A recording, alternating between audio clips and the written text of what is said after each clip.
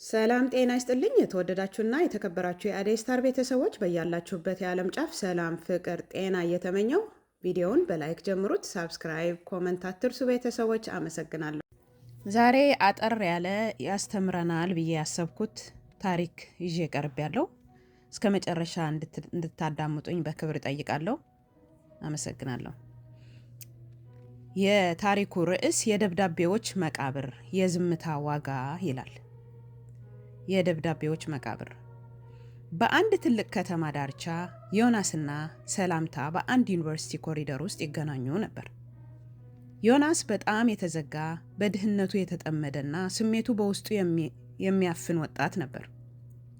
ሰላምታ ግን ልክ እንደ ንጋት ፀሐይ የምታበራ የደስታ ምንጭ ነበረች።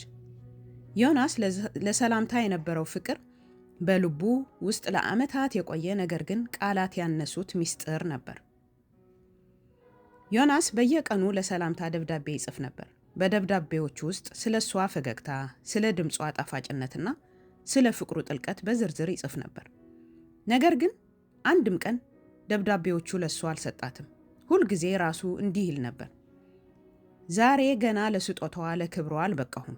ስራ አግኝቼ የራሴ ቤት ኖሮኝ ተደላድዬ እነግራታለሁ፣ እጠይቃታለሁ እያለ ያስብ ነበር። ደብዳቤዎቹ በአንድ አሮጌ ሳጥን ውስጥ ይደብቃቸው ነበር። ሰላምታም እንዲሁ ነበረ የምታስበው።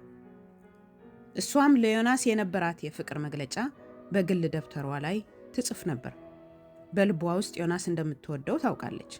ነገር ግን እሱ ስሜቱን እስኪገልጽ ትጠብቅ ነበር። ሁለቱንም ነገ በሚል ቅዠት ውስጥ ተጠምደው እውነተኛው የዛሬ ደስታ ሲያባክኑ ኖሩ። አንድ ቀን ሰላምታ ለትምህርት ወደ ውጭ ሀገር እንደምትሄድ ለዮናስ ነገረችው። ዮናስ ደብዳቤዎቹ ለመስጠት የመጨረሻ ዕድል ዛሬ ነበር። ዛሬ ማታ ጠብቅሻለሁ ብሎ ለሰላምታ ነገራት። ሰላምታም በታላቅ ደስታ ተስማማች። ነገር ግን ዕጣ ፈንታ የዛን ቀን ሌላ ዕቅድ ነበረው። ሰላምታ ወደ ቀጠሮው ቦታ ስትሄድ የባቡር ጣቢያው ላይ ከባድ አደጋ ተከሰተ። ዮናስ ደግሞ ወደ ቀጠሮው ቦታ ለመድረስ ሲደርስ እዛ አካባቢ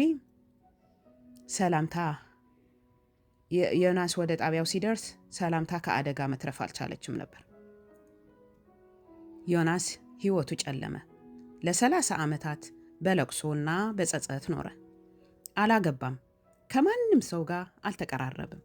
ዕድሜው ሲገፋ የመጨረሻ ቀን እንደደረሰ ሲሰማው ያንን የብረት ሳጥንና የሰላምታ የድሮ ደብተር ይዞ ወደ መቃብሯ ሄደ።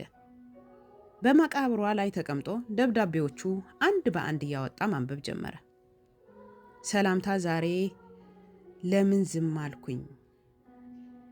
ለምን ያን ጊዜ አልነገርኩሽም? እያለ እያለቀሰ ያነብ ነበር። የመጨረሻ ደብዳቤው ሲያነብ እጆቹ ቀዝቀዝ አሉ።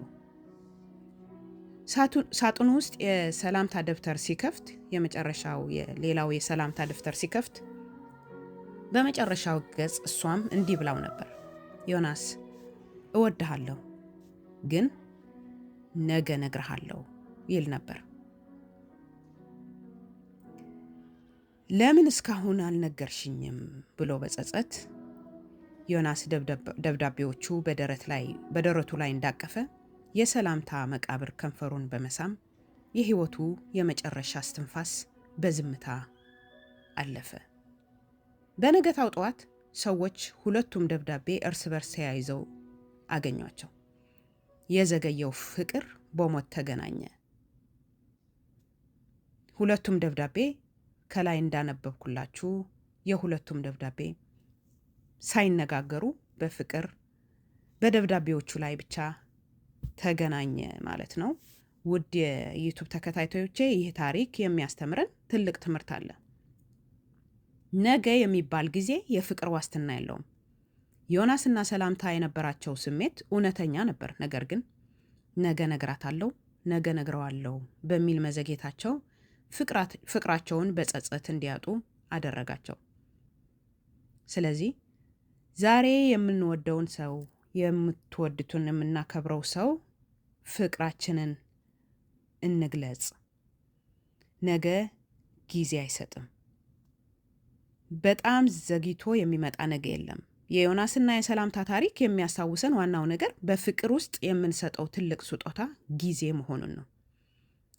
አንጠብቅ፣ አንፍራ፣ ስሜታችንን በልባችንን አናምቅ። ምክንያቱም አንዳንዴ የሚቀጥለው ሰከንድ የእኛ ላይሆን ይችላል። ስለዚህ የምናከብረውን ሰው በሰዓቱ እናከብረሃለን፣ የምንወደው ሰውም በሰዓቱ እንወድሃለን እንበል። ምክንያቱ ነገ ሌላ ቀን ነው፣ የእኛ ላይሆን ስለሚችል ነገን አናቀውምና ዛሬ ሀሳባችን እንግለጽ ለማለት ፈልጋለሁ። ከዚህ አጭር ታሪክ ነገ በማለት ጸጸት ስለምናተርፍ ነገ ሳንል ዛሬ ያሉንን ሀሳቦች ለወገን ዘመዶቻችን፣ ለቤተሰቦቻችን፣ ለምንወደው ካጠገባችን ላለው ሰው ሀሳባችንን እንግለጽ የሚለውን ትምህርት ለማስተላለፍ ያቀረብኳት አጭር ጽሑፍ ነች። በጣም አመሰግናለሁ ስላዳመጣችሁኝ። ክብር ይስጥልኝ። ከዚህ ጽሑፍ የተማራችሁት ወይ የተገነዘባችሁት ካለ ኮመንት ላይ አስቀምጡልኝ። ማስተካከል ያለብኝ ካለ ደግሞ ኮመንት ላይ ሀሳብ አስተያየታችሁ እንድትሰጡኝ በክብር ጠይቃለሁ። ስላዳመጣችሁኝ በጣም አመሰግናለሁ። ክብር ይስጥልኝ። መልካም ቀን፣ መልካም ምሽት። የነገ ሰው ይበላል። ታሪኩ ይሄን ይመስል ነበር። ከወደዳችሁት ላይክ፣ ኮመንት፣ ሳብስክራይብ አትርሱ ቤተሰቦች። አመሰግናለሁ። ክብር ይስጥልኝ። መልካም ቀን፣ መልካም ምሽት።